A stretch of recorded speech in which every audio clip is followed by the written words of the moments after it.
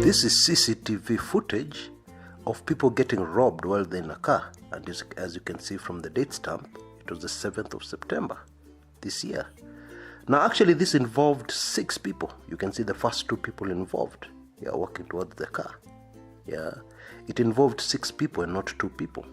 Okay, now why I say those 2 walked in first were involved. Now the first clue is look at the distance that lady has between herself and the car. That tells you something, because ordinarily if she had nothing to do with it, she'd have just passed right next to the car. But what the body language of staying a bit far from the car tells you something.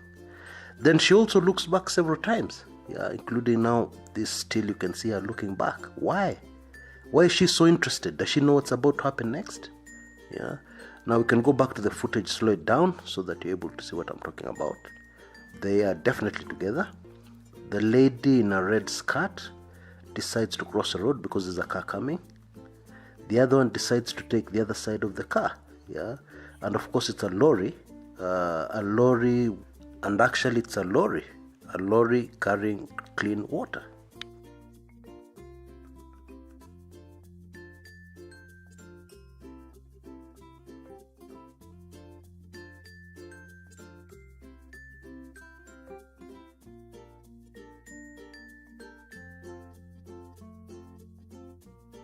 And you can see that the lady in a red skirt keeps her distance from the vehicle.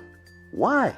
The only logical explanation is that she knows precisely what is about to happen.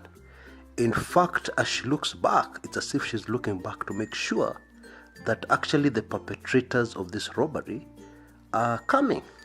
You can see that last look. Okay, now she's off camera. Now the 2 people approach the vehicle. The one on your right has a gun. He whips out the gun. Now let's back up a little and do this in slow motion. If you look on the left side of your screen, that's a real passerby. She comes onto the road, she realizes what's happening, and she withdraws very quickly. She knows there's something wrong. That's a genuine passerby. Finally, the door of the driver is open. The driver comes out. Now interestingly, the people being attacked on the other side are fighting back. You can notice, is that really a real gun? Because they're fighting back. They're throwing something at the person. Meanwhile, on the other side, the driver is fighting with the other person who doesn't have a gun.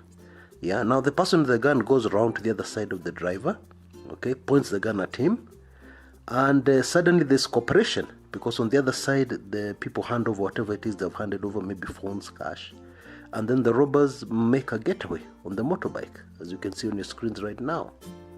Now, if we can back up a little, there's something of great interest here. You notice on the left side of your screen, the motorbikes.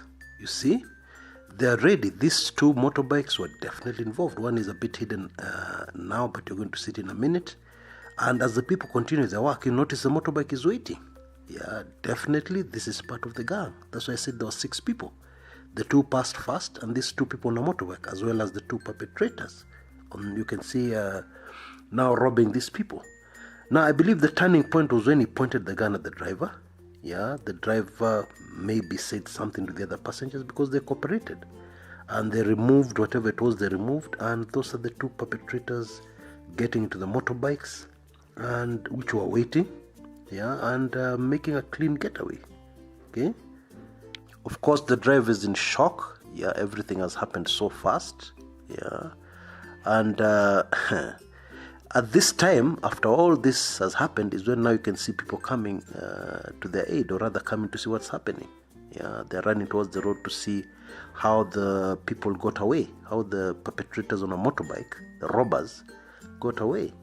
And you can see most of them are dressed in overalls, something like mechanic overalls. Now, looking at this vicinity carefully, my guess is that this is Ngara area, which is very notorious, has been for very many years, for this kind of funny robberies, where people are robbed in broad daylight. Even people who are walking, not necessarily people in a car. I've actually personally witnessed a robbery in this area of somebody who was walking. Must have been followed from a bank or something. I actually witnessed it with my own eyes some years back. Now, I want you to take note of a few things.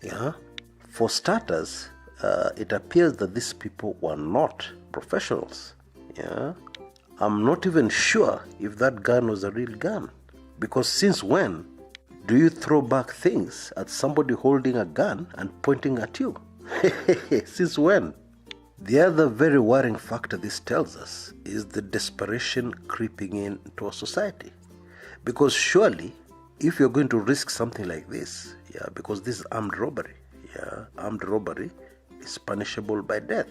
And what are you going to rob? You're not even robbing the car. You're robbing mobile phones, cash on hand, and there's 6 of you. It doesn't make any sense. Even if they got 100,000 in cash, which is unlikely, and another 100,000 worth of phones, that's 200,000 to be divided amongst 6 people. Or even let's leave out the other people, watu wa mkono, the 2 main people involved. Let's say it was divided amongst them. That's 100,000 each. Is that worth risking the hangman's noose? Doesn't make sense to me. Anyway, my attention was drawn to this CCTV footage, which many of you have already seen, of course. And I hope it has been interesting, the few things I've pointed out. We are told that police are already hard at work trying to trace the people involved in this daylight robbery.